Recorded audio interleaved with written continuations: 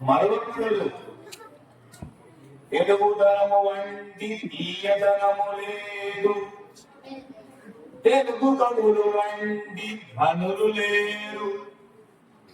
తెలుగు తల్లి సాధు జన కల్పవల్లిరా, లలిత సుగుణ జాల తెలుగు బాల. మరి ఈరోజు మనం ఈ వాడుతున్న తెలుగు భాష వ్యవహారిక భాష అంటారు.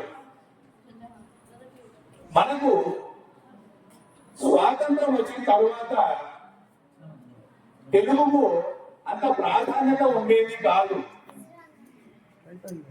గ్రాంధికంలోని ప్రతి ఒక్కటి జరిగేది. మరి ఈ గ్రాంధికవాదులు ఏం చేశారంటే తెలుగుని పైకి రానియకుండా వాళ్ళ భాషని ఎక్కువగా చూపించాలనే ఉద్దేశంతో తెలుగును అణగదొక్కడం జరిగింది.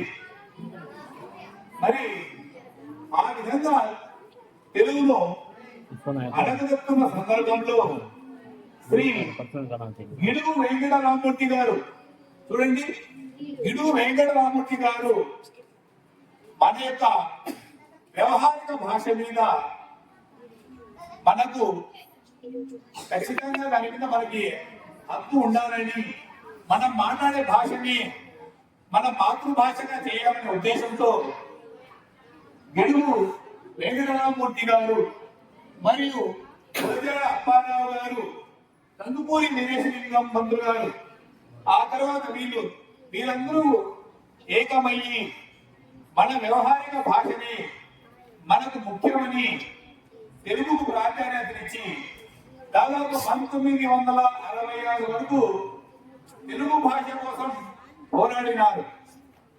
వారి పోరాట ఫలితంగానే మనకు ఆగస్టు 29న తెలుగు భాష దినోత్సవంగా మనము జరుపుకుంటున్నాం. మరి ఈ తెలుగు భాష వచ్చిన తర్వాత మన నరసింహకు సంబంధించి ఒక మంచి గేయం కూడా ఉంది. మా తెలుగు తల్లికి మల్లె పూదండ, మా కన్నా తల్లికి మంగళారతులు, కడుపులో బంగారు కనుచూపులో కరుణ, చిరునవ్వులో చిరు దొరలించు మా తల్లి, గలగల గోదారి కదలిపోతుంటేను, విరవిరా కృష్ణమ్మ పరుగులెడుతుంటేను, బంగారు పంటలే పండుతాయి, మురిపాల ముత్యాలు దొరలుతాయి, అమరావతి నగర అపరూప శిల్పాలు, 50 గొంతులు తారాడు నాదాలు, తిక్కయ్య కరములు తీయందనాలు, నిత్యమై నిఖిలమై నిలిచియుండేదాకా రుద్రమ్మ భుజశక్తి, మల్లమ్మ పతిభక్తి, తిమ్మరసు దీయుక్తి, కృష్ణరాయన కీర్తి, మా చెవుల రింగుమని మారు మ్రోగేదాకా నీ ఆటలే ఆడుతాం, నీ పాటలే పాడుతాం, జై తెలుగు తల్లి, జై తెలుగు తల్లి. చెప్పండి.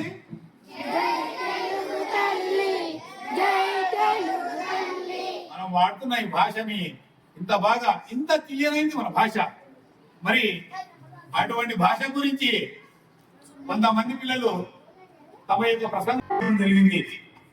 మరి కర్ణాటక దేశానికి రాలిన శ్రీకృష్ణ దేవాలయాలు కూడా అన్ని భాషలలోనూ తెలుగు భాషను ఇస్తా అన్నాడు. అంటే తెలుగు భాష అంత తీయనైంది, తెలుగు భాష అంత తీయనైంది. దెబ్బ కలిగితే మమ్మీ అంటావా అమ్మ అంటావా? అమ్మ. చూడండి ఆ తెలుగు భాషలోనే అమ్మ అనేది ఎంత అద్భుతంగా ఉందో. మరి అటువంటి తెలుగు భాష కోసము ఎంతో మంది మన కోసము పోరాటం జరిగింది. మరి ఒరిజినల్ పౌరం అయితే శ్రీకృష్ణదేవరాయలు మరి ఇరాన్ దేశం నుండి వచ్చిన వారు ఉమర్ అలీషా గారు. వీళ్ళు ఇరాన్ దేశం ఎక్కడో చూడండి. ఇరాన్ దేశం నుండి భారతదేశానికి వచ్చి అందులోనూ తెలుగుని ప్రత్యేకంగా తీసుకొని తెలుగు భాషలో ఎంతో ప్రావీణ్యత సాధించి బహుముఖ ప్రజ్ఞాశాలైన వారు ఎవరంటే శ్రీ కవిశేఖర డాక్టర్ ఉమర్ అలీషా గారు. తెలుగుని ఎంతో బాగా పోవడం జరిగింది. మరి దాదాపుగా 200 సంవత్సరాలు తెలుగు భాష కోసము పోరాడిన వ్యక్తి ఎవరంటే సిపి బ్రౌన్. మరి సిపి బ్రౌన్ ఏమన్నాడు తెలుసా? తెలుగుని ఇటాలియన్ ఆఫ్ ద ఈస్ట్ అని కోరాడు. ఇటాలియన్ ఆఫ్ ది ఈస్ట్ అని, అంటే తెలుగు భాష అంత గొప్పది అని చెప్పి మనం మరొకసారి తెలుగు తల్లికి జై చెప్తామా? చెప్పండి.